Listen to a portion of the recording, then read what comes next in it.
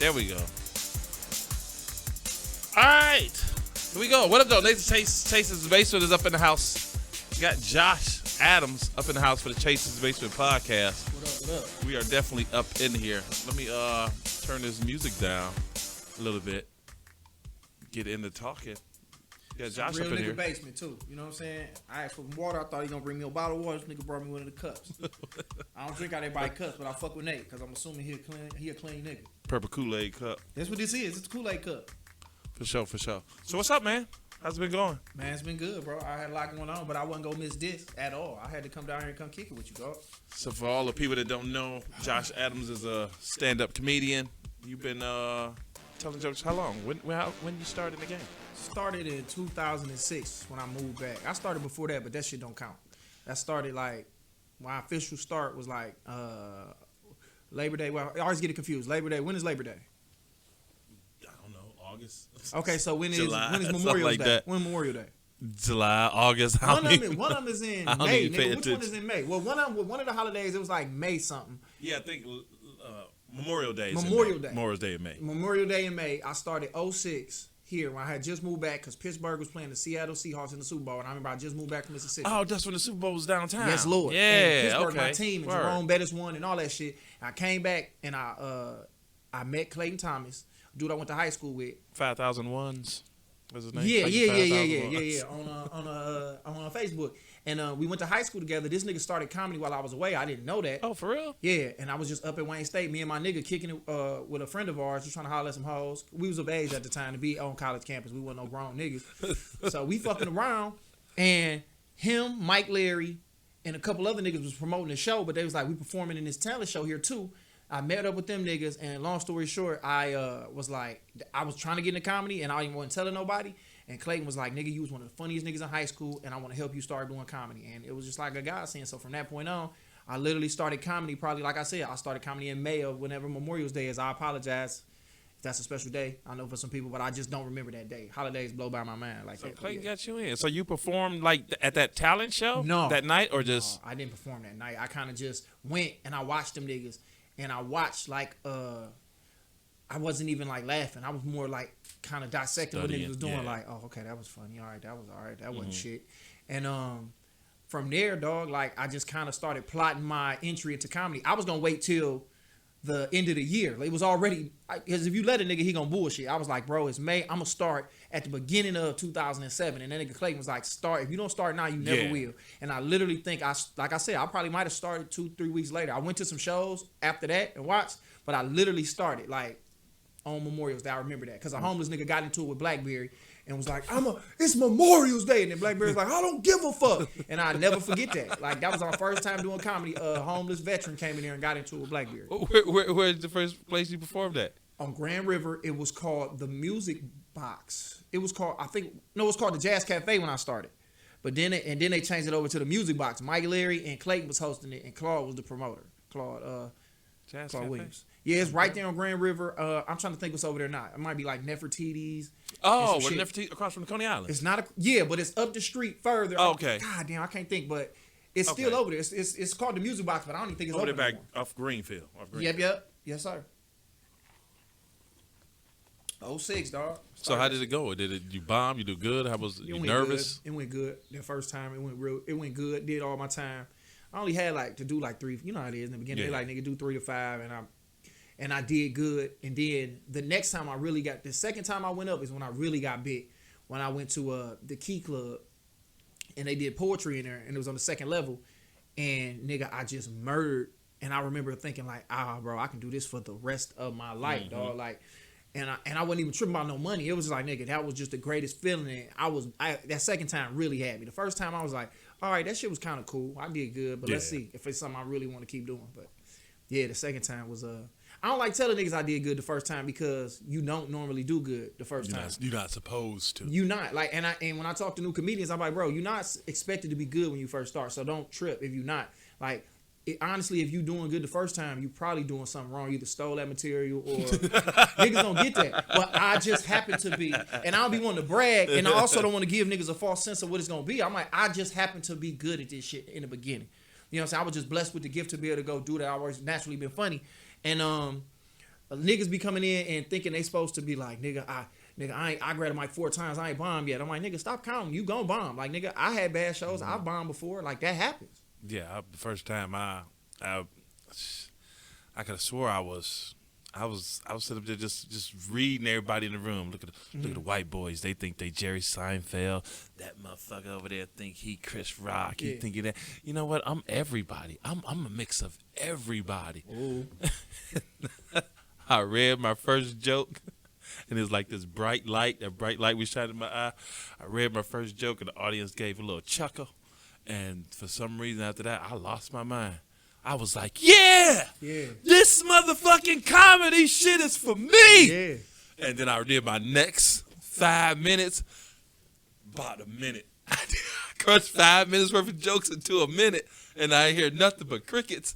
And I started sweating, and I seen that light, and I walked off, and I ran out the building, and I cried, driving all the way down the freeway. And niggas don't get that. I've seen grown men cry, man. Comedy is a real game. Like, you started when? About 07, 08. Oh, okay, yeah. So a couple of times after me. So what made you be like, all right, this is something I want to do? So Jamie Foxx special. I think I might need security. That was a good And I was special. like, okay, now because you get sick of people. You grow up and girls always say, "You retarded, you stupid, you retarded, you stupid." And I was like, hold on, don't y'all mean funny? Yeah. Don't you mean funny? I'm funny, right? Yeah. Just say I'm funny. Then you be like, no, retarded and stupid is not retarded and stupid is funny. And I was like, yeah, you got it. Yeah, it's one of those things where you be like, I got to give it a shot. What it was. What's the worst can happen? I always had it in me, bro. Like, after I realized I wasn't going pro in high school, I was like, nigga, what do I love to do? And what sport you was trying to play? I was playing football. Football? Yeah. Was you wide receiver? Quarterback.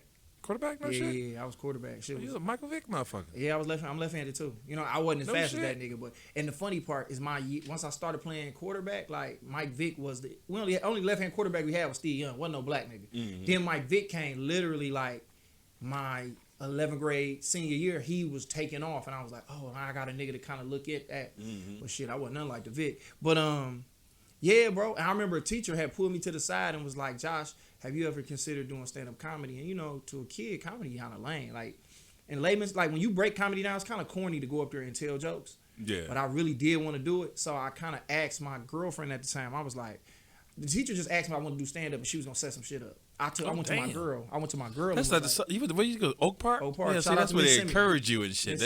They encourage you in DPS. Like, come get your dumb ass son with his jokes and shit. My nigga, and she was like trying to set something up, and I remember going to my girlfriend at the time, and I was like, hey, why Miss Simeon say she can get me on Comic View? I'll put some extra shit on it just to see what my girl was gonna say. And she was like, nigga, you funny, but you ain't that funny. I was like, yeah, just like a bitch to crush your dreams. Like, who knows where I would have been had I started at 17. Like, nigga, I could have been fell off by now. Yeah, that's what Eddie Murphy started. Exactly. So it was just funny that people saw it in me before I saw it in myself. And I, you know, no matter what it is, if it's for you, it's gonna get to you. And I ended up doing it. I was like 21 when I started. So what happened with the football thing?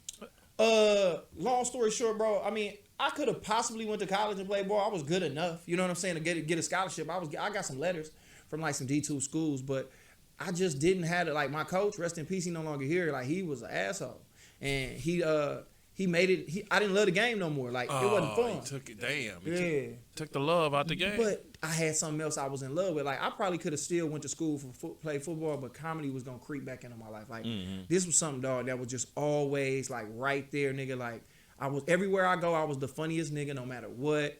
No matter what school, no matter what state I was in, no matter what city, no matter who I was hanging with, I was one of the funniest niggas in the bunch, if not the funny.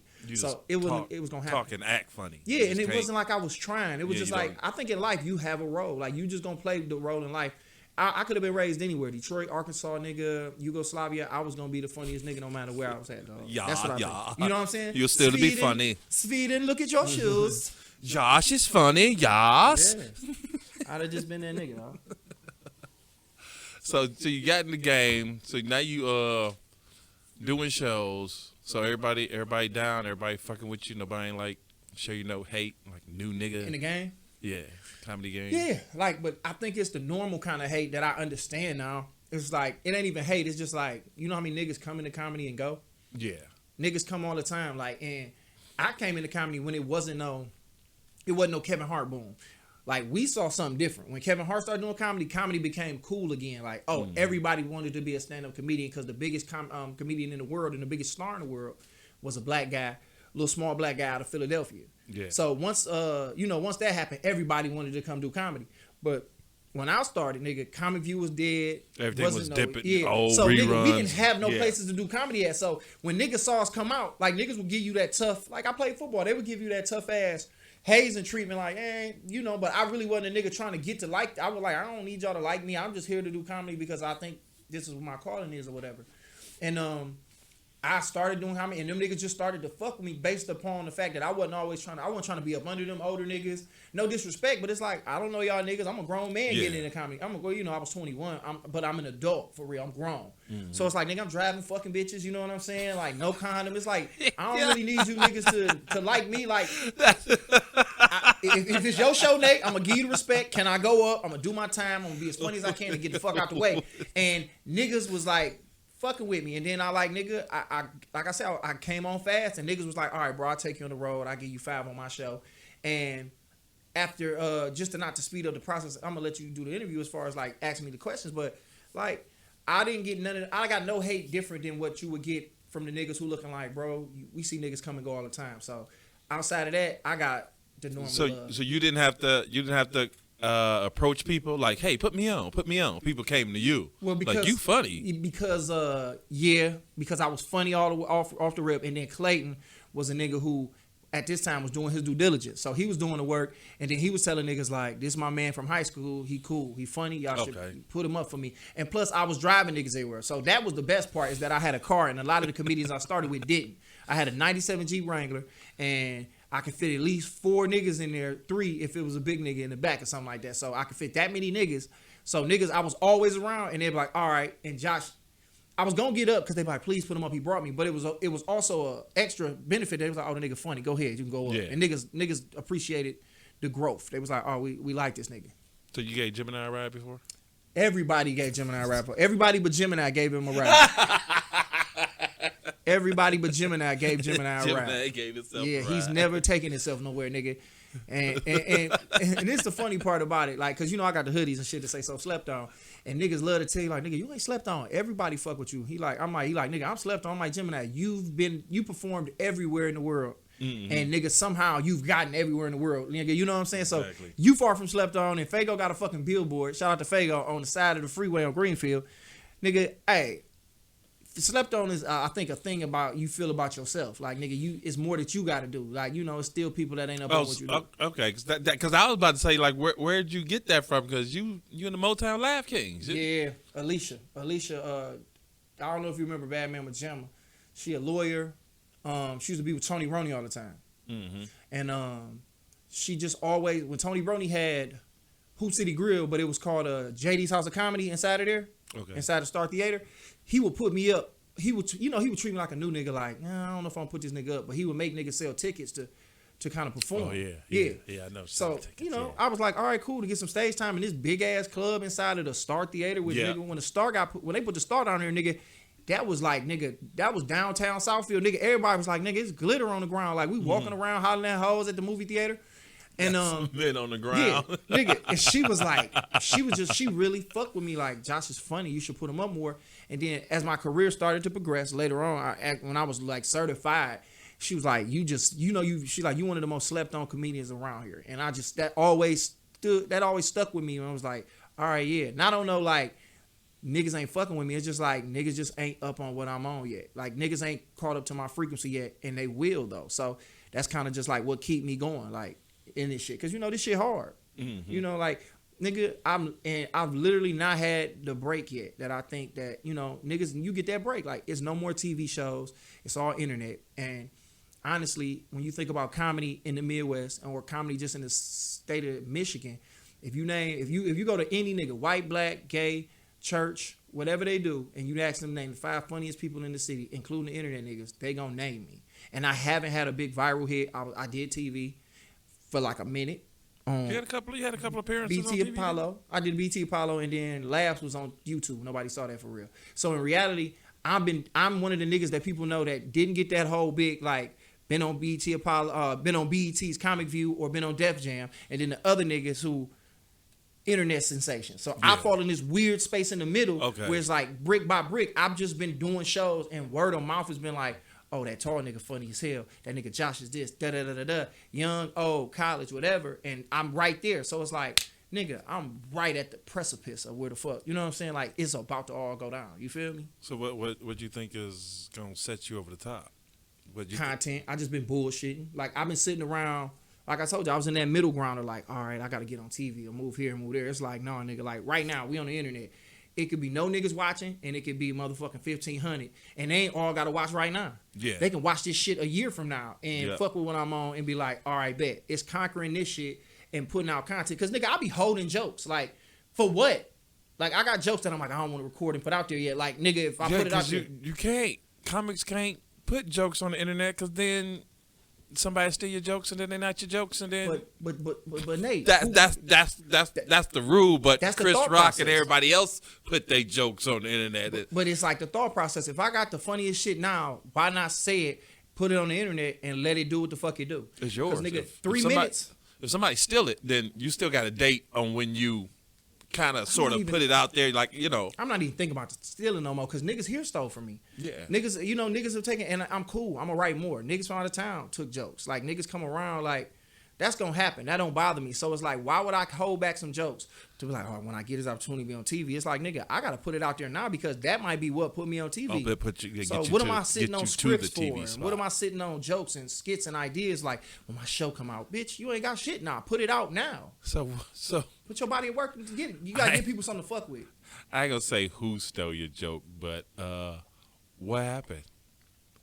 I mean, I've heard niggas. Somebody told you they did it, or you actually put it like this, Nate. Seen it. Put it like this. I've seen niggas do shit because, you know, if you sit around a nigga long enough and watch people long enough, you'll that'll inspire something.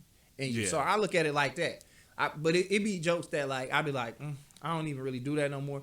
And it was so old that it's jokes I don't even use because it's like I'm such a snob with comedy that it's like, I don't even want to say that no more. But it's cool. They took it, so I can really leave it the fuck alone.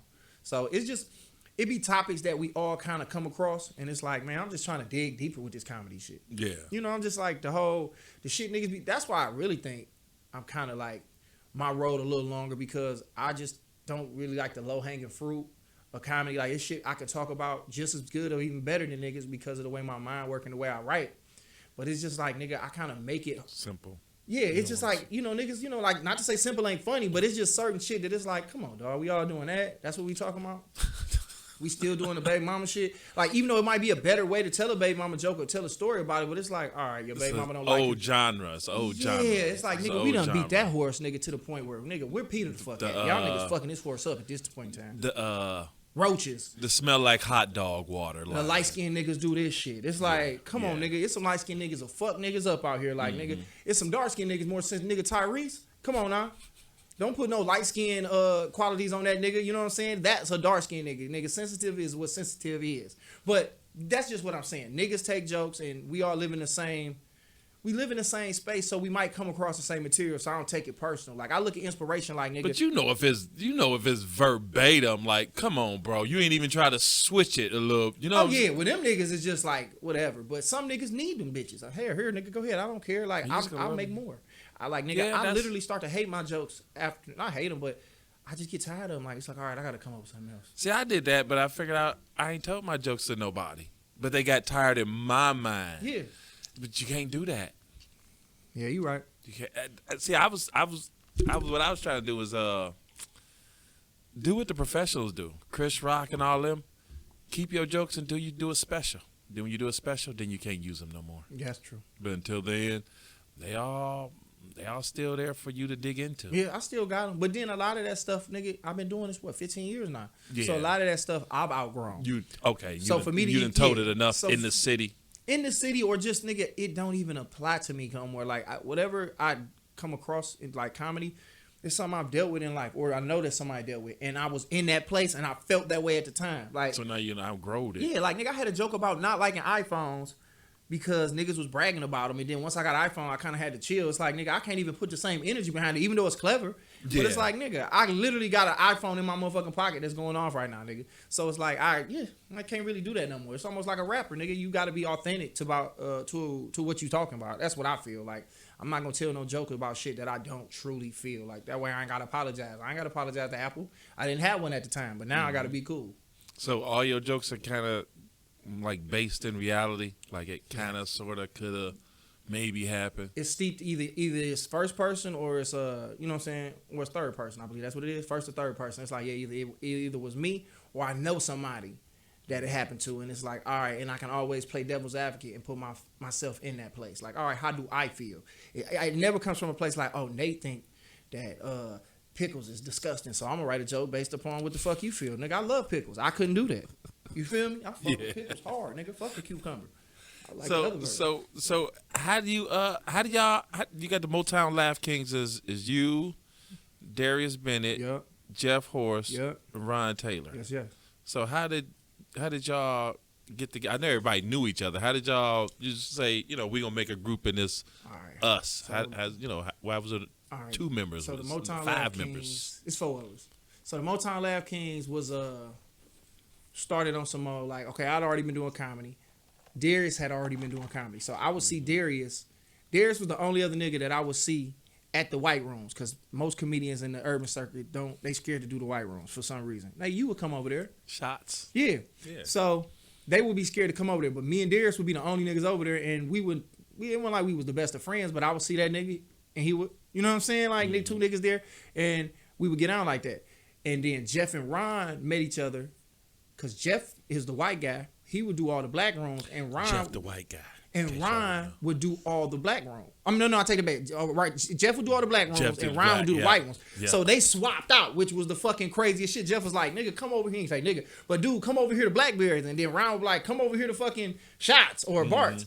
And that's how they got cool. So those two got cool.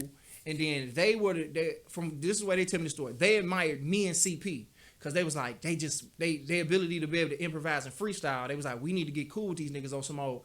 We get cool with them, we can learn to do what they do and make these niggas our friends. And then they was like, we should all be in a group. CP really wasn't like trying to fuck around in no group from what I heard. And he had his own ideas that he wanted to do. Shout out to CP. And then we all got cool. It was me, like us three got cool, me, Jeff, and Ron. And we would go to Nikki D's Coney Island. And somehow I introduced Ron to Doughboy's Cash Out. We in Chasesbasement, so hip hop comes into it. So yeah, I introduced him to Doughboy's Cash Out with 70%. Oak Park is 70% of Doughboy's Cash Out for niggas that don't know. So basically, Ron was like, "Damn, I think that's dope. That it's a group of motherfuckers that came together at rap. That would be nice." He like, "That'd be cool if we could do that with comedy." So that was Ron's idea. So Ron basically presented that idea to everybody. I thought it was corny. I was like, I don't want to be in a motherfucking group with no niggas. And damn Temptation. And the name is the Motown Laugh King. It just sounded corny to me. But at the time, this is how God worked. It will always, out of all three of us, 2 of our cars would be down. So we always rode together. So I'm like, fuck it. Free t-shirts and a ride. So it's like, all right, bet. So my car good. Bonding time. You're bonding. It was like, fuck it. I can play the role. And then we ended up doing the Motown Laugh Kings, getting the shirts. Niggas was hating this because they was like, Motown Laugh Kings? Maybe I should call yourselves princes. Because at this time, who are you to come and take over the game? Who do you think you're a king? You got Bill Hill, Kool-Aid, rest in peace. You got Bellman. You got Mike Bonner, all these niggas. So then what connected Darius to us was that Jeff got DUI.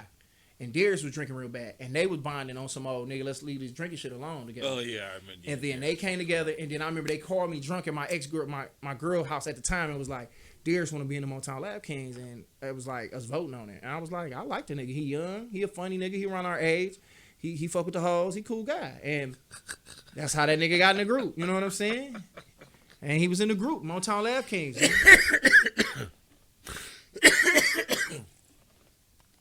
How old are you? Huh? How old are you? I'm 36. Still at that age where a lot of things is related to the women. Yeah, it's damn near getting away. It's damn near getting away from me. I'm damn near like, fuck them. Yeah, he said we was in college. Like, yeah, we was up there, we fuck with the hoes. Like, yeah, they was up there, we fuck with the hoes. I love making women laugh, bro. Oh man, I love making women laugh. I think that's the whole reason I like this shit for real. Niggas, I don't give a fuck if not a nigga laugh. Everybody gonna laugh, but nigga, it's like if the women laughing, like most of my audience, like my core audience, dog, in reality, women is like you come to my shows like that I put together, I book or if I'm somewhere, it's a lot of women there, a lot of women, and I love that shit. The easy groupies. I ain't gonna call them queens groupies. You know what I'm saying? They just got good taste in comedy, and I appreciate y'all, nigga. They love me to death, and I love them back, nigga. How's the love life working with comedy? Oh, it's weird. I put it like this: comedy. Let me tell you why, Nate. It's comedy is good because if it wasn't for comedy, I wouldn't have both of my daughters. I met both of my daughter moms because of comedy. One at Blackberry. Shout out to Johanna mama. And then I met Kennedy's mama, my youngest, at MLK Ski Weekend. That's my niece name, Kennedy. Oh yeah. That's MLK Ski Weekend. Yeah, I met her mama at MLK Ski Weekend, and we hooked up after. Nah, we ain't do nothing there. She kept it cool, and then we met up. We hooked up back home, and then that's what percolated a year or two later. So, but no, it's hard because you gotta. So you single now? Yeah, I'm single now, but it's funny because women have to adjust to that whole thing. Like, I'm not just a nigga who say I do comedy. Like, motherfuckers know me. Like, if you like you ask about comedy, about oh yeah, Josh, that tall nigga. Like, I'm known, and then it's like it's weird to say I got fans or support. More if I call support, but I got people who really like nigga. You one of the funniest niggas, and it's women and I think it's weird for a woman to be like, okay. So did you ever have any issues going out? People All was the like, time. there go Josh. And she like, excuse me? I mean, yeah, like They're people. like, do sorry, that. baby girl, that's Josh. Yeah, people to do that. People to do And that. she wasn't feeling it? They wasn't feeling it, but it's just an adjustment period. It's like, all right, you do realize it's gonna get to the point where nigga, we might not be able to go nowhere. Yeah. And without somebody stopping us or hollering at us, or just understanding that with comedy, nigga, this isn't like I stay out late. I got a lot of shows, like especially now where a nigga might call me right now, and I'm like, all right, Nate, I'm about to go. I got a show now. But at this level of my career, nigga, it's almost like, nigga, I'm on some on-call shit. A nigga might be like, hey, Josh, I got a few dollars for you. Woo, woo, woo, woo. All right, bet. I've done that. We was at the movies, finna go somewhere else. All right, let me go get this bag, and then we gonna go do this after that. And it's literally like a woman has to be able to understand, like, this was here before you, and low-key, it's gonna be here. So that's what led to some of the issues. No, nigga, I just was cheating. I ain't shit. You know what I'm saying? I said because I want to be better. Like, you know, it's like women like niggas that are funny. You know what I'm saying? And I'm tall, and that's like being a woman with a fat ass. So it's like a tall nigga, you ain't gotta be cute. You tall? Okay. So was it like just your hormones or the comedy and the hormones? Like I can't beat them off with a stick. I started fucking at 17, and then once I became an adult, it's almost like being a mutant. Like I discovered my powers at the peak of me getting pussy, and it was like, oh, that whole parents missing thing. Yigga. So now I'm out here 21, I'm grown, and I have a gift that nigga makes you 20 times more attractive to somebody. And it's like, and I'm getting to do it every night, and now nigga, and I wasn't even drinking then, and it was just like women would just attract to it. So it was like, nigga, I would be fucking, and nigga, I went 17 years without fucking, and now nigga, it's pussy everywhere, and these hoes is drunk, and they fucking with me. Bro, I was just like going crazy. So it was like, you know, I didn't know nothing else to do but take that pussy at the time. Like, nigga, that was the only vice I had back then. You know what I'm saying? Like, niggas was smoking weed, niggas was drinking, niggas was snorting coke, popping pills. I was like, I'll take some of that pussy. Y'all can have all that other shit over there. I'll take that pussy that she brought with her. You know what I'm saying? That's what I was on, my guy. It takes a while for the feeling to wear off. Takes that hormone feeling when you thinking, I gotta get pretty much everyone I see, because if I don't, then I'm be like, you could have did it and you didn't do it, and you don't want to go through life and miss no pussy. Yeah, you see some beautiful women, some beautiful women in Detroit, and just all over. Like, bro, we get to travel. Like I said, when I first started comedy, I didn't even think about getting paid. I literally just started about really getting paid in comedy, nigga, like 2-3 years ago. Back then, I used to be like, bro, I get to travel. Like, nigga, I used to look up like, damn, nigga, comedy got me in Indianapolis. Like, I couldn't have jumped on a Greyhound and came myself. But I'm here because I do comedy. Somebody paid for me to be here. Somebody paid for me to be in Chicago, Florida, New York, Atlanta, wherever the fuck I might have been. Comedy brought me there. So, nigga, I always appreciated that. And it was just like, nigga, it blew my mind. So, it's like, dog, you kind of just get caught up in that life. Like, nigga, I'm a real comedian. Like, nigga, I may not be Eddie Murphy yet, but, nigga, this is what Eddie Murphy experienced. I'm Eddie Murphy to these motherfuckers. Did you have to, like, ask people to start paying you, or they just said, here you go, you good, you getting paid now, did you have to like where my money at, y'all? I got booked early. So I got booked early, like Joey's Comedy Club. That's no longer open. That was like the first club. I got booked 3 months into that, and then people would put like this. People would book me to do stuff, but then once I realized that I could put my own shows on, I started booking myself. Yeah. And I don't know if that just happened to coincide with people who decided to start booking me, but at first I wasn't getting paid and I wasn't tripping about it. Mm-hmm. But I was like, all right, I want more time on stage than they giving me. So I ain't even tripping about the money. So I put on my own shows with my niggas once they found out I did comedy. So I was putting on my own shows and selling them bitches out and doing as much time as I want and booking niggas that was new like me and booking some of the OGs to do my shit. Mm-hmm. Being able to put money in their pocket. And then, like I said, with that, I guess it coincided with me. I think because maybe niggas was like, all right, he making money now, so, let's give him money. But I felt because maybe I was getting funnier because I was getting more time. Now I was like, oh, you're bookable. Now you have you had 10, but now you got 20 minutes. Yeah. So now I'm gonna pay you because $20, 20 minutes is a bookable amount of time. So I think it was just the fact that I started doing my own shows and got funnier because of all the stage time that I was getting. That nigga money started coming from outside. Mm-hmm. You know what I'm saying? Sources. So how you end up? What made you think about doing the album? Well, I did one before because I went and did this competition out in. The Miseducation is not the first one? No, that was the second one. The first one was Josh Adams Live from the Drop that I did with Uproar Entertainment, Uproar Records or some shit like that. And I went out to do the World Series of Comedy in Las Vegas. It was this big comedy festival they did, and I think I took like 3rd or 4th place. No shit. And everybody else was from West Coast and shit like that, and I took like 4th or I want to say it's probably 4th. And then basically the dude was like, I want to give you a record deal. They gave me like a little $1,000 advance. I still owed them for that. And then I didn't like it because they took I did like multiple shows or whatever. And that was the weekend that Kevin Hart did Saturday Night Live and he wore the dress. I remember that watching that. And I did multiple shows and the shows that they picked I didn't like. I was like, so they was booking you at different spots? No. I booked a spot that was like, all right, bro, I want to record my album here. So just make me the headliner this weekend. Okay. And I told them like this, you can take the money and just let people in for free just because I'm being paid to do this. So they was like, all right, it worked out for us. We keep the money. We let people in for free. They get to see a funny ass comedian and shit. It's a win-win. And like I said, I was at Indiana. The Drop is in where the Drop at? It's in Notre Dame. Notre Dame plays in Indiana, but it's no. What's the city though? Oh, I can't think of what the city is right now, but wherever the city is in where Notre Dame play at, I say Lafayette, but no, I'm thinking about Purdue. But whatever, I did it there, and I just didn't like how it turned out. What they picked the artwork that was some ass. So the next time I was able to do it myself, I realized that, nigga, we can do this shit ourselves. I don't remember you promoting it. I didn't give a fuck about it. It's cool. Put it like this, I ain't gonna. It ain't trash. It's just I don't like it. So you may get it and enjoy it, but in reality, I just created some shit to get that $1,000 advance, so that way I could pay for my daughter's daycare and shit like that. So it was like all new stand up you wrote or something like? I mean, it was stuff that I was developing and that was cool, and it was like, all right, bet I'm gonna do this. I was on some hustle shit at the time. All right, it's funnier than a lot of shit. I just don't think it's my best, and I'm hard on myself.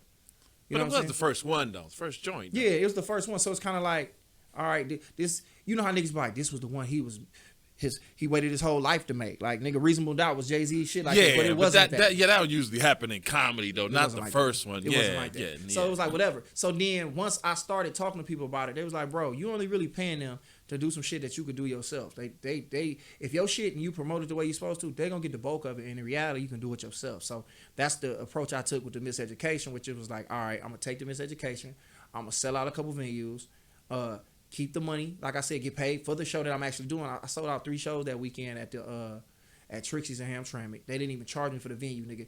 They had so many niggas in there. They never seen that many niggas come through there. They bought Hennessy and all types of shit. Hennessy, Remy. They like, what is all this liquor that we buying? Had to order liquor they don't usually keep on stock. But nigga was selling it. They was like, I don't even think they knew they was selling for the right price. That shit was so cheap they didn't even know. Like, niggas was like, these niggas selling Hennessy for fucking $7. Like, nigga. Tell my mama to come down here. Niggas was taking shots and pouring it and taking it home. Like, these niggas was wasting liquor. But they loving your show. Bro, packing that bitch out. I'm coming back for tomorrow taping. And nigga, they was telling me like, after that show, they was like, anytime you want to come back, you can have this bitch. But then they ended up shutting down for whatever reason. No COVID, but they just couldn't do it no more. And like I said, I had mad control over the material, the audience that came through there, and I appreciate it. And that was my like, all right, working on how to do a special. Because a lot of comedians can't do a special. They just good live. I'm great live. But I also want to be good when somebody go back to watch it later. Because a lot of my shows, I always say, or a lot of the audiences feel like, nigga, this show was for us. Like, it's so much improvisation that they like. That's what I want to ask you. Yes. Go ahead. So on this album, I listened to it, and so that was all written? Because it seemed, when you one of those people, when you tell a joke, I don't know if it's a joke or improv. Mm-hmm. I don't know if you just looked in the audience and just made. It's a blurred line. Yeah. I can't. That's what makes it so good. You don't know when he made something up or when he just bullshitting. It's like, well, where's the actual joke at? Yeah. So what was that album? Because it sound. I watch you for it. It sound like you just good at just like I'm about to bullshit. It's like you did a good ass fucking bullshit album. And I can't tell if nothing seems like Chris Rock or Seinfeld start punchline. Yeah. It don't seem like that. Because my so comedy is it or my comedy like I mean a lot of that was written. I mean like I said 40% of that was probably written. Then a lot of it was like because my comedy it involves improv. Like if I don't have fun up there, I'm not gonna give my best. So it's like a lot of it is all comedy weaved into all of it. Like if you watch Patrice O'Neal, Elephant in the Room, mm-hmm. It's kind of like you can tell he improv. He brought the crowd in there and he had jokes, and it felt like y'all was kicking it, but it was like it was stand up. So that's just my comedy is where it's like people tell me like nigga I get so many niggas walking up to me like, hey bro, I make comedy look easy. You know what I'm saying? Yeah. But nigga, I naturally was good at this, and I've been doing it for so long, nigga. This hard work, like, and niggas will say that, like, Chris Rock and them. A lot of niggas be looking like, oh, I couldn't do that. What Chappelle doing? But niggas will see niggas who just naturally funny and go up there and do their thing. I get so many niggas that be like, bro, I can do that shit too, and it's like, all right, nigga, you can't do that. You think you can, and that's just me being real. And this might be the first time I ever said it. It's like, nigga, you can't do that. It look easy, but nigga, no, you can't do that. Yeah, because the first time people don't laugh. Yeah, man. Yeah, you can't lose it and then get mad at them. You watch Kevin Durant make a nigga look dumb. You look at the nigga he going against like, man, this nigga can't hoop. No, that nigga Kevin Durant just that good. Yeah, exactly. You can't do shit with the nigga he just blew by and pulled up on. Nigga, he'll fuck you up. But Kevin Durant just, nigga, he worked hard enough and he got the gift, so...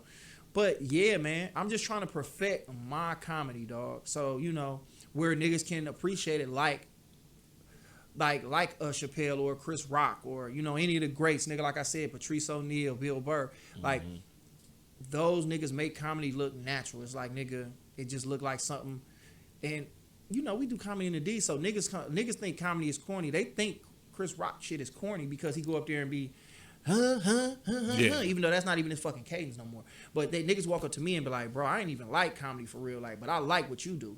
And I like that. So niggas, the purists like me, the niggas who like Chris Rock, and the niggas who don't even go to comedy shows who come up to me at the end of the day and be like, bro, I don't even be laughing like that. The drug dealer niggas who be like, bro, ain't no joy in my heart. I don't even be laughing like that. I had niggas tell me his mans was like, bro, don't never bring me no shit like this again. Ain't no joy in my heart. Had me laughing out here in public like this. So it's like, nigga, the purists like me.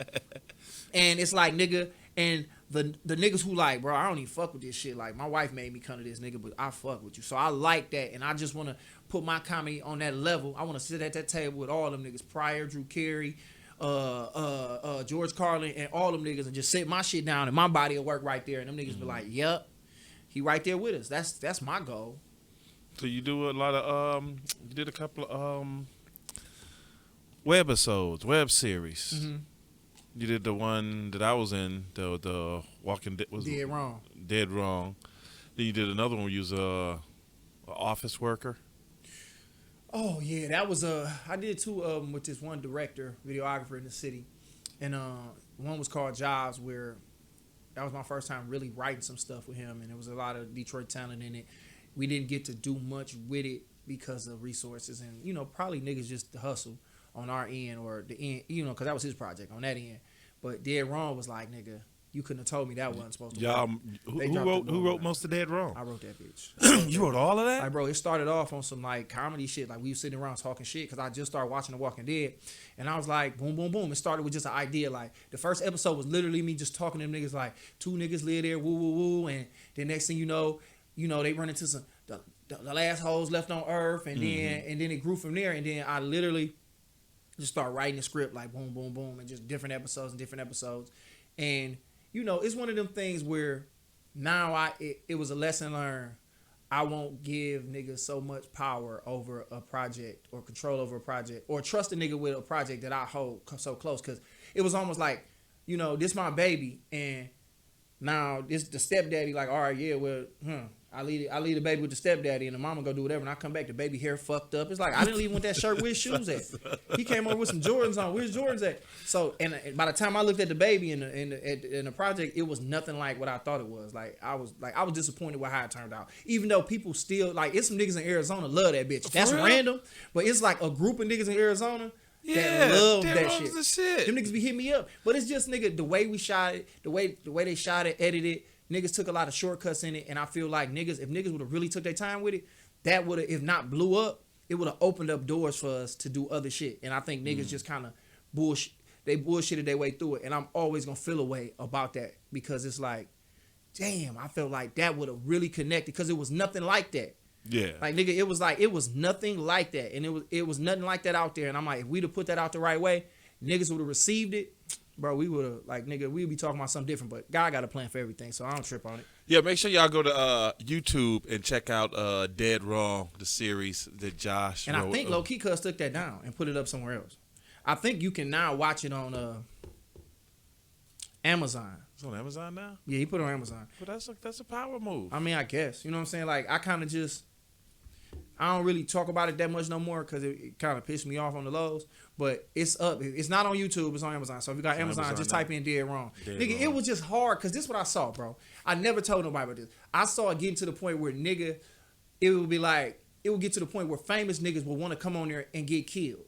Like, you look up and we'll meet Snoop, and Snoop would get killed. Like, it would just be the shit to be like, all right, bro, we on this. Yeah. I want to be on the next season of Dead Wrong, and we get killed. Like, we run into fucking Fat Joe, or we run into fucking Camilla Harris, and we kill. You know what I'm saying? That would've been bro, dope. I had some, like, I saw that, like, growing to be some shit, but it is what it is, and I'm thankful for all the people who loan their talent and their time to come do it. I wish it could have just turned out a little bit. Way more, way better than it turned out. But yeah, it's on Amazon if you want to watch it. Go ahead. I don't think there's no cheese from funny. it. But yeah, just watch it. Damn thing, huh? People appreciate what happened. People can look at it and appreciate it. I just see the glitches in it. Like, why did he play that song right there? What the fuck was that? What happened to this? Yeah, see, you're on the inside. Yeah, you're on your Denzel shit. Yeah, you're on your Denzel shit. And you got to think about it like this, bro. We not just competing with niggas from the city no more. We compete with a nigga that's in Norway with a camera that's doing shit. We had Black Magics. These niggas out here shooting shit with regular ass old cameras. That's great stuff. I'm saying, like, the material, like, if the material good, as long as you shoot it and do what you do, people can see the greatness in it. So that's my thing. Like, we kind of think because we get the most expensive camera and just shoot something that it's gonna be whatever, and or it's cool. It's in 4K. Yeah. It's in 4K.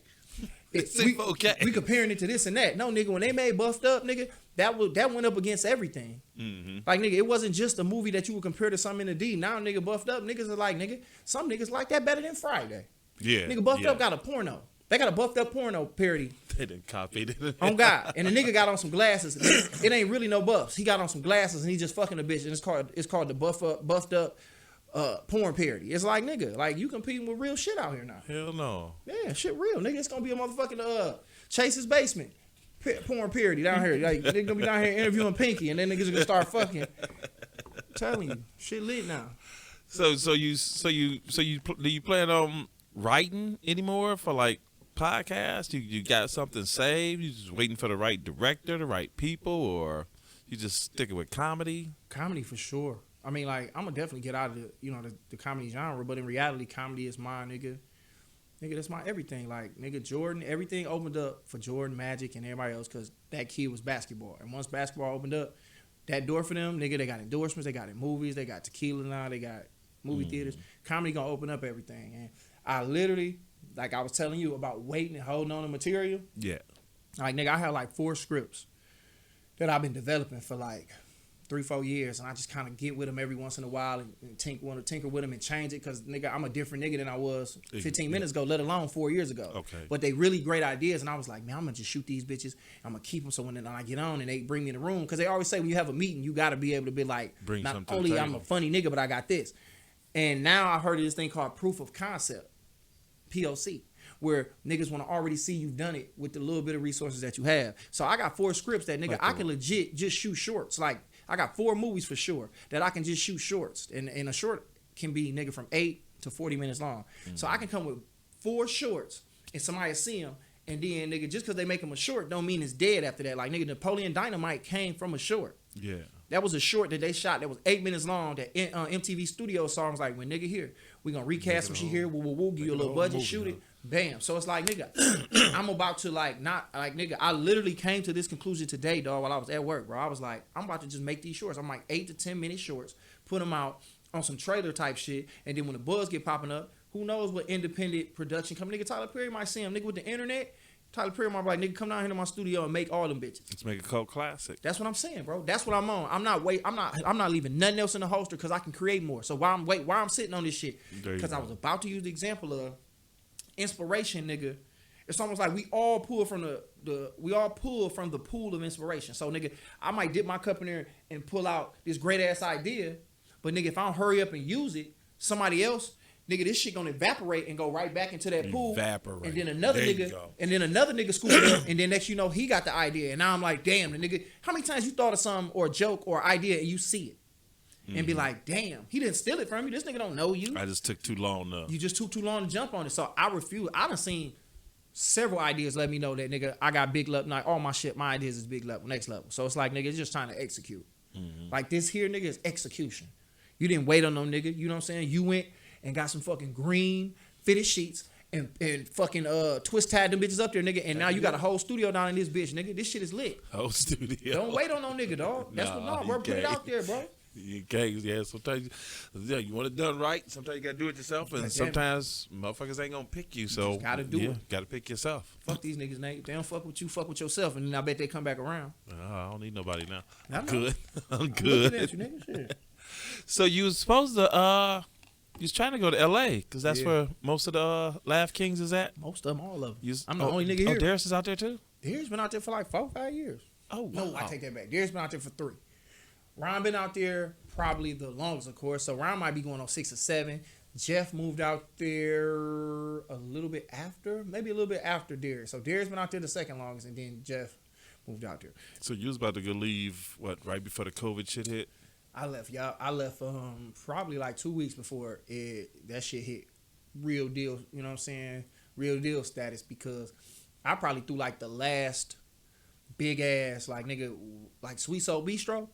Mm-hmm. I packed that bitch out for my going away thing. Yeah. Like, bro, I'm talking about niggas, like, the show was supposed to start at 8. Niggas calling me at 7:15. Like, bro, ain't no more room in here for niggas to be in this bitch. And I'm like, yeah, all right. Damn. Nigga, I got there, like, nigga, the little part, I don't know if that's called the vestibule or what, but it's a hood bar, so it can't be a vestibule. Nigga, the little extra part you got before you walk in. Yeah. So I had to squeeze in to get it there, nigga, and me and my little, you know what I'm saying, chick at the time, squaws in there, got her situated. I'm talking about that bitch was packed, like, nigga. And this is when we all thought, nigga, black people couldn't get COVID. You know what I'm saying? Mm-hmm. But once Kevin Durant got it, it was over with for everybody once that nigga got it. But niggas was sitting in that bitch. I packed it out. Niggas, and I want to thank everybody. Like, niggas cash apping me money. Niggas slapping money in my hand. Like, nigga, they sent me out there like, nigga, they believe. That's when I really started having more confidence in what it was. Because they always say, I heard a nigga said it that night. They was like, nigga, a prophet is never appreciated in his own home. Yeah. They was like, nigga, we ain't never seen this for a nigga that wasn't dead. Like, only time niggas get together like this is when a nigga gone. They like, niggas got real love for you. It's something special on you. So, nigga, you couldn't. And I went to LA and was just, nigga, slapping hands with the right niggas on fire, going crazy out there. Like, I didn't even see Ron and them. I was working so hard. I didn't even use I didn't even get a chance to use their plugs. I was living with them niggas. So Ron plugged, Jeff plugged, Darius plugged. 3 different niggas plugged in their own way. And they like, nigga, you come out here. You not coming out here on 0. You coming out here, nigga, on 100, and we gonna plug you. I didn't even, like, Ron was like, nigga, I kind of forgot you was here, nigga. Like, that's how, and I was living with this nigga. Like, I was up, washing clothes, working. grabbing mics at all these other little spots, shaking hands. I was up and running, but then COVID shut down. I came home. Damn. But I had shows to come back to. Yeah. Like niggas was paying me more once I left. I was only gone 2 weeks. My money had tripled from what I was here. Like nigga, prior to me leaving, niggas like, yeah, I got this little 75 for you. Next thing I know, niggas like, bro, I got your flight out here. I got a room for you. I was like, nigga, I ain't even flew out yet. Like, nigga, I wasn't on the plane. Niggas was booking me back home. Nigga, I came back home. Nigga, I might have had like $10,000 worth of shows. What? What? What? Come on, bro. What you say? I went from nigga. I went from nigga. Before I left, I might make about $1,200-$1,500 a week. I mean a month. Nigga, I was coming back to damn near $6,000 to $10,000 worth of shows. And of course, when I got back because of COVID, everything was canceled. But nigga, it just show you niggas was ready to, you know, I guess you really gotta show niggas what up and dip. But what, are you for real? yeah, niggas sent me out there and then niggas was like, all right, I got your flight back out here, bro. I'm booking flights back home. I'm like, yeah, I need a room. Like I had places to stay when I got back, but no, So nigga, I'm out of town now. So you getting like, you was getting like over 300 a show? Niggas was showing love. Like, I guess niggas took me serious. Like, niggas don't take you serious until you not a... I was no longer a Detroit nigga to them no more. You know what I'm saying? They was like, you not a nigga around here no more. You are... You out here. You out there in this shit now. Wow. You competing against, like, nigga Chappelle. That's why I look like now. I'm not just competing. I'm not competing with nobody but myself, but now I put my material up. Like, when I drop these specials... No more. No, nigga, when I drop my special, I'm not giving you a DVD inside of a fucking little plastic slip no more, nigga. My shit is up against Bill Burr. Niggas gonna be thinking about Corey Holcomb, like nigga Tracy Morgan, like nigga the great. So you gotta approach that material the same way they would, like nigga. You not I belong to the world, not just the city no more. Exactly. Yeah, I belong to the world, nigga. Like nigga, I'm a national treasure, nigga. Like I belong. I'm an international motherfucker. And nigga said, I'm a national treasure, like a statue in Washington D.C. motherfucker. I'm out. That's me over there. Yeah, that's how we gotta start looking at it. Once you start competing, like I mean, you out there competing at that level. So you just waiting for COVID to move back out there, bro? I don't even know now. Now that I went out there, I ain't even 100 that I'm gonna just run back out there because. Like, I'm looking at this shit you got here, the internet, and with the little shit I've been doing, like, nigga, selling the merch now, because I told you, I just started realizing I can make money off of what I create now. At first, I used to just be art. Now it's like, no, nigga, it ain't really, people don't appreciate it as art until it's worth something. So now I have to sell these things. Like, I have to give people something to fuck with. Now it's like, oh, he got the shirts. Bet, I'm gonna fuck with the shirts. He about to do, what, 3 specials? Like, I'm not gonna get them bitches away. I'm gonna put the clips up on YouTube, and I'm like, hey, come get it off Patreon or come get it here. Like, nigga, people don't appreciate something until they don't value it until it has something on it. So it's like, nah, nigga, it's time to, like, take over the internet, nigga, like, and dominate this shit. Because, nigga, they'll come get you. Like, nigga, you here knocking the door, they're like, who is it? They're like, niggas revolt, come upstairs. So you gotta build your brand. Because they really don't. It's like hip hop. How many streams you got? How many followers you got? It's not the old days where you got a hot single or a look and then we take you to people and they develop you. They lazy. What you already got. Yeah. They already want you to be halfway sold. Yeah, what's your how many people? What's your interactions looking like? All right, bet. They want to buy into your audience. Your audience, your demographic is your currency. But they we don't have to try to figure out how to sell you. We just want to get you to a bigger audience, but you already got to have an audience that likes you. Amplify what's already there. Amplify. And then kind of change it to make you fit something else. But yeah, like that's what it is. Like I went to LA, like nigga, I done met and had talks with niggas where they was like, yeah, you funny. I send niggas my clips. Like niggas like, yeah, you probably the funniest nigga on any show. It don't matter who you on the show with.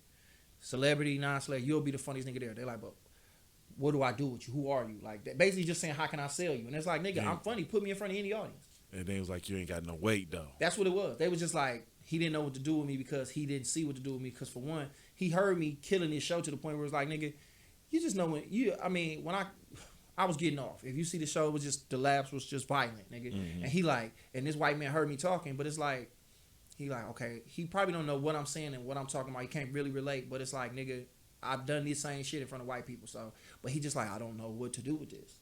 And that's when I realized, nigga, I'm straight. I know what to do with me. And that's why I'm not running to LA, because those niggas don't know. Because it's his job to find me. Yeah. But he gonna look up and a year from now, or 2 years from now, I'm not fucked it, a year from now, and see me as one of the biggest stars on the planet and be like, somebody gonna be like, and I'm gonna say that, like a nigga at 3 Arts had the opportunity to sign me, or something like Kanye. Had an opportunity to sign me and he didn't. And when his boss find out, he probably gonna fire that nigga. He gonna be like, this nigga, you let me see your email. And he gonna be like, oh, okay, get out of here. Like, I didn't know what to do with him. all right, well, nigga, you maybe you will at Aldi's when you out there, nigga. Go get the cards. Get his cards. You know what I'm saying? And that made me be like, I'm not finna rush back out there. Cause plus they still shut down. But maybe when they open back up, I'll go out there and do work. But bro, I'm about to put out a bunch of content to the point where nigga, my buzz so stupid that niggas gonna come looking for me and I can work from where I want to. You know what I'm saying? Cause nigga, I wanted to do comedy way before it was this thing where it was like, oh, to be famous. So it's like, nigga, I ain't in no rush for them niggas. I always just wanted to do this comedy shit. So I'm gonna make it happen on my pace and on my terms and my conditions. Just finding the different avenues that you can go without somebody telling you, hey, we can teach you how to do this. We can teach you how to, you figuring it all out yourself. So whether they come or they don't come, I'll be fine. you still on your own. You're still on your own vibe. Like, nigga, you can build an audience, nigga. You can get an audience, nigga. All you really, in reality, all you need is an audience of 50,000 people that fuck with what you do, and just continuously give them content, and they'll be like, cause nigga, if you give somebody some content that's precious enough to where they feel like it's just as valuable as the soap they buy in the tissue, like, nigga, I have to have Chasesbasement. Okay, he coming where he doing a live one here, and now you got the analytics where you like, oh, they fuck with me in Arlington, Texas. I got 300 people out there. Bet I'm gonna book a venue. I'm gonna sell my audience to this venue, and the tickets is this much. I'm gonna have merch. It's like, nigga, okay, if you never get super famous, but if you develop an audience of fucking loyal followers, nigga, that fuck with you, you can live the rest of your life comfortably and nigga be cool in your own little solar system, cuz. So what you got next besides content? You doing another album? 3 specials. I'm doing 3 specials this year. First one I'm gonna record. Videotape or just audio? Video, and I'm gonna put audio out because it's you doing? Yeah, I mean, because now that I know how to set it up to get the audio and rip the audio, not just rip the audio from the video, actually get the audio from the audience. That way, my voice and the audio can be leveled out. So no matter how big the laughs is, it's not gonna drown out my you know what I'm saying? It's all coming from different, you know what I'm saying? You dig the sound, you know what I'm saying. But for the layman and the people out there, so you gonna pay somebody to do the audio? Because now I don't want nobody doing shit for me for the love, because I can't ask for shit when I want it, how I want it. And you can't tell them to change it. And it's like, even though you my boy, Nate, and if you do sound, I want to be able to say, Nate, I need this sound like this, because I'm fucking fan, you know what I'm saying? And I thought that my sound, you start over the wire. And that's where I'm at. So yeah, real talk. I'm about to do 3 specials. Hold on, your mic went out. Oh, the mic went out for real? That will work. I started talking about the industry. These niggas was mad. What the hell happened to your mic? Hold on, let me show. Go ahead. Mic check. We lit? There we go. Hold on. We still going, nigga. Sign language for the niggas that don't understand. There you go. Let me see. Say something. Man, mic check. 1 2 1 2. Sign language. Good game. Mic check. We lit. There you go. Yep, you good. All right, go ahead. But yeah, like I said, I'm about to record 3 specials this year, and the plan is to put them all out this year, because I literally didn't do nothing last year. So it's like, nigga, 3 specials. I'm gonna put a book out. I am going to a book. Doing a book. Damn, son, how much living have you done? This is real specific. But the book is about comedy, or it's specific. It's about social media and dating. It's gonna be funny though. For real? It's gonna be humorous. So my man Corey Fraser, who got the studio, it's like a comedy book on social media and dating. Yeah, it's like dating in the social media world. So, and the funny thing about the book, I just realized that I'm gonna have a book lend itself to the point where it can be made into a movie. So it's like almost like Think Like a Man. Mm-hmm. So the book and the movie gonna go hand in hand. So as soon as the book drop, probably for the people who buy the book, I'll probably just give them the movie, like, here. You know what I'm saying? Yeah. So it's just putting content together, bro. I'm realizing, like, nigga, I be giving niggas ideas how to get their shit popping, and I don't sit around and execute the shit that I know I can make pop myself. So, like I said, 3 specials, a book. I'm saying this so now that I'm putting it on here. Yeah, you put it on if I don't do it, I'm a whole ass nigga for not doing it. Now you gotta look at yourself and be like, you ain't shit. Exactly. A book, and then, like I said, those scripts, I'm gonna do those 4, 8 to 10 pages at the very least. If they get longer, because I think it's more to add to the short films, do that, bro. And then from there, nigga, I'm going to just keep putting in shows and doing work.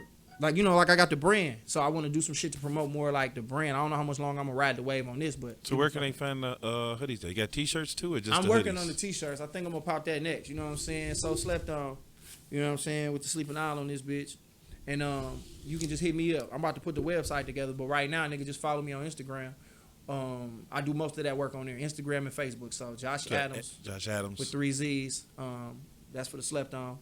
JOSHADAMSZZZ, and then on Facebook I had So Slept On there, just a straight up store. So Slept On with 3 Z's. But yeah, man, I'm just trying to, like I told you, man, I really pushed the money to the side, Nate, and wasn't thinking about it. But now it's like, now I got 2 kids. They like to eat nuggets. You said $15,000. It just turned up because niggas saw that I was going to they was like, oh, Josh big league ready. It made it look like, all right, because you know niggas, as long as you sit around here, niggas gonna devalue what you are. But I ain't heard of nobody getting that type of money around here. But I wasn't here no more. Yeah, so you gonna. So nigga, it turned up. They wasn't 15. It was like 6 to 10. And it was like, this what happened, Nate. Like, it was a guaranteed this. And then once I was home, niggas was like, hey, if you stay, I'll give you woo-wop. I was like, well, nigga, you got to pay for my flight. So I'm including the flights and all the shit and the hotels. So it was like, but it was more money than niggas ever offered me. Like, nigga, like doing comedy here on the, like at the crib, you had some good months, some dry months. Like, them dry months be scary. Yeah. I remember talking to Larry about it, like, nigga, like, you'll be looking up booked every weekend and you be popping, then nigga, here come June, and you be like, shit, nigga, yeah, gotta make arrangements for DTE. They finna cut a nigga off. But nigga, it was like, once I moved, I was like, oh yeah, this the next level. That's God letting me know that I'm doing the right shit. But it just let me know I can make money doing this, bro. And now, so do you I'm playing myself. do you still have like money issues, or you just be like, well, now I got it, I can make something happen, or do you just be like, or do you still have times where you be like, I don't know, put like this, I got back, nigga. I took the unemployment money. Shout out to the good people of the government for sending that little money through. And I invested it back in myself, and that's what became the shirts. Oh, that's what's so I invested a lot of that into the shirts and into myself. And then I picked up a job. Like, I just had to. You know what I'm saying? It would just be stupid of me to sit around and think that, because wasn't no comedy, nigga. Yeah, a little bit of security. Yeah, wasn't no money. Like, wasn't no money coming in. So, and then on top of that, I picked up a little job. Already had that. Once I picked up the job, I got my back due from the unemployment. So I had that on top. And then, like I said, this became like a third stream of income. I started investing in little shit, like, nigga. So I just started seeing little shit coming in. It was like, oh, all right. You know what I'm saying? So, and now, nigga, everything I do from the shows into the shirts, nigga, I'm just I got a business account on the LLC. So, nigga, now I've never saved money like that, bro. There you go. Got me one too. Nigga, you know what I'm saying? So my nigga, now I'm out here motherfucking bro. I'm out here, nigga. Say like I like watching my money. I put it in there. I ain't touching it. Bye. I'm just spending what I make from work back into my babies or whatever, and everything else is business shit. I got this much for the shirts this week. Boom, in the savings. Comedy show. Boom, right to the comedy show. Boom. So it's like, nigga, I'm stacking. Ain't nothing to really spend no money on if it ain't for like equipment. Or, all right, nigga, I need to pay a nigga to do the lighting for my show. I need to pay for the camera. I need to pay for the venue. Everything going back into me. Because, nigga, I ain't waiting on the nigga to bring me no money. I'm going to be my own bag. And then, nigga, when a nigga come to me, he got to come correct. He or she got to come correct. You know what I'm saying? Like, all right, I want to fuck with you. All right, well, this is what I've been putting in me. Nigga, you got to at least put down triple to get in here. Because I'm bringing the talent and the money. You just bringing some money, or you got to really come with the bag. So it's been, you started in 06. 2016, 2014. 14 years, huh? 14, 15 years, nigga. I'm out here pulling down G's. Bro, and I was geek, bro. I was geek when nigga, like, just ain't put 25 scared, ain't nervous about your talent, confident. I'm getting there, though. You know how it is. Got a couple of kids. Too beautiful. Shout out to JoJo and Kennedy. Love problems. Yeah. Hold on, let me ask. Hold on. Hold on. Before we end it. I ain't no rush. Get to it. Your comedy album, we should say, Friend Zone. Mm-hmm. How you 6'3" with dimples and everybody throwing you in the friend zone and you funny as a motherfucker bringing in rats? All right, one, I'm 6'6". What are you doing wrong, Josh? What you not telling us, Josh? No, nigga, early on, like, I don't get in that friend zone shit now. But that at the time, like, that was me coming from a place when girls would just, because you can be too funny. And then, like, nigga, I treat women right, nigga. Oh, they was looking for you to be the hard dog. Yeah, so it's like they would take, like, women take that kindness for weakness. Like, women say they want an aggressive nigga, but in reality, you want an assertive nigga. So the aggressive nigga gonna beat your ass. The assertive nigga gonna say, sit your ass down. Yeah. And that's where they get it fucked up at. So I'm just learning to be like, oh, okay, women, like, I don't treat women, I don't dog them, but I understand that they need a balance of, like, You just not finna do what you want with me just because I care about you. It's Yeah, like, I give a exactly. fuck about you, but I'm not finna let you take advantage of the situation because you gonna use that as leverage. The fact that, okay, I can do whatever I want because this nigga really give a fuck about me. He a good nigga. Girl, Nah. he let me get away with everything. Nah, bitch, can't let you have that no more. It's like, because I understand what I'm worth. It's like, you know how many bitches want me? So it's like, I'm sitting here playing a role with you and investing in you and fuck with you like that. Yeah, but no, that was back in the day, that friend zone shit. Now, I want too much. Like, bitches can tell I want to fuck off Bill and they like, ain't no friends in that. The only friends I got, nigga, are in comedy, and that's just because they are my fellow employees. Like, you know what I'm saying? It's like, nah, Heather J, that's my homegirl. Melody, that's my homegirl. You know what I'm saying? Like, ain't no more friend zone over here, nigga. If you got a pussy, it's a good chance I'm trying to get into that. You get the hell on. Yeah. So like I said, Just Hilarious, what's up? Ain't no friend zone over here. You probably the only comedian I run to. Oh, and Jazzy. And Jazzy, you know who you is out of Florida. Yeah, I be shooting my shot now. For some reason, I be on all these platforms, and it's gonna get to them when a nigga pop. They gonna be like, this nigga Josh was talking crazy down in this nigga basement. He was drinking a Heineken. And he just straight up said, "What up, y'all?" Oh, and you know what that mean. And I ain't trying to be misogynistic or nothing. There, I just want to treat you how you supposed to be treated. Kiss you on the nape of your neck. You know what I'm saying? You ever been loved the right way? You ain't. Let me love you for a minute. So you want Just Hilarious, huh? Yeah, she was looking like something. Like, I didn't used to like her like that. You know how a motherfucker grow before your eyes? I like the growth. She might be looking at me like, who this dusty ass nigga? I won't be dusty for long. You was dusty at one point. But you see the potential. I'm looking at her camera when you talking. because I know she's sitting around. She like, who the fuck is this dusty ass nigga? I'm a dusty nigga. I get it. You got Chanel bags and shit like that. That's cute. Tell her, Josh. The glow up happened to everybody. Just remember that. We gonna cross paths. And when we do, you gotta smell this cologne. You gonna smell the cologne. I want you to know that. You know what I'm saying? And you might be in my life for a whole lifetime or maybe just a season, but I guarantee you're going to enjoy that season. I'm just telling you what it is, Nate. You want to know that. As I'm casually drinking on my nigga Kool-Aid cup, I'm confident enough to tell you that.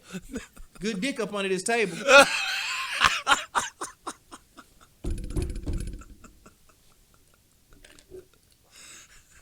This Chase's Basement. I'm coming back. And this my cup, nigga. Every time I'm official friend of the show. I'm here. Put your name on it. Purple cup, nigga. Fuck with you. Nate the Chase's Basement podcast. Josh Shadows is up in the house. You just heard him. He been making moves for 14 years, and shit, the motherfucker just warmed up. He just got his feeling, got his vibe about himself. He hitting the ground running every time his feet touch it. It's a bad season, Nate, and like I said, dog, keep doing what the fuck you doing, cause this shit important. Like, I know right now, you know, I mean, I know you understand how important this is, and maybe I hope you do, but if you don't, I'm telling you, the shit you doing and the skills that you got and the talent that you have, nigga, and the drive that you acquired through life, nigga, like you an adult, you know what I'm saying, a grown nigga, been to the army, you know what I'm saying, you was a Marine or which one was it? A Marine, bro. You've taken that and applied that to this, bro, and when I'm telling you this shit all look tactical, I'm telling you, bro, keep your foot on these niggas' necks, and you know, you ain't never let these niggas get to you, because you could have been fucked a lot of niggas up, and I don't want to go into that. Especially all the ones that was in my DMs. Oh, okay. I thought trying you to do my that. girl.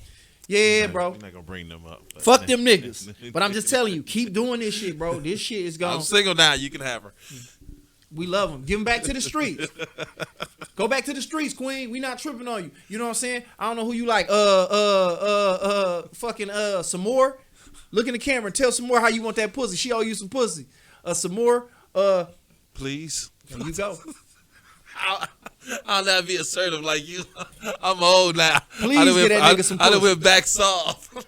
Please get my nigga some pussy. You know what I'm saying? Y'all up there in age now. Y'all don't like to fuck that much no more. One time. I help you with your back taxes. Damn, that nigga trying to get your credit right. Back taxes. Here we go. You know what I'm saying? But yeah, man, I appreciate you having me, bro. Real talk. So tell everybody where they can find you at again. You can find me at Instagram, main vein right there, dog. Josh Adams with 3 Z's. JoshAdamszzzz. No spaces. From there, you can find everything, my link tree on there. And goddamn it, like I said, right now, this is a little bit of merch I got. I ain't gonna say a little bit, but I got these hoodies. These bitches hard. They taking over the city. So slept on. And I'm working on some new stuff. I got specials on the way, man. Fuck with your mans, dog. It's gonna be. I got some shit on the floor for sure. Nathan Chase's Basement Podcast. Josh Adams up in here. We are out. This be up on YouTube, Facebook, everywhere. Fuck with him. He funny as hell. The album Miseducation of Josh Adams. Miseducation, Josh Adams. Shout out to Lauryn Hill. That's my favorite album. It's on My nigga iTunes. Mike Leary just texted me. It's on iTunes, and on top of that, Lauryn album Miseducation just went diamond. Did It's it? at 10 million. The greatest album ever made. Today it went 10 million. We ain't 10 talking million. music or nothing on here. 10 million. So You gotta bring me back so we can talk music. Oh yeah, most definitely. I love Most Miseducation, Lauryn Hill. That's my Most favorite definitely. album. Chase's Basement. Josh Adams, the podcast. We are done. He got a show. I don't know how much money he getting, but here's a whole bunch of chili fried money. Nathan Chase, Josh Adams. We out here. See y'all later.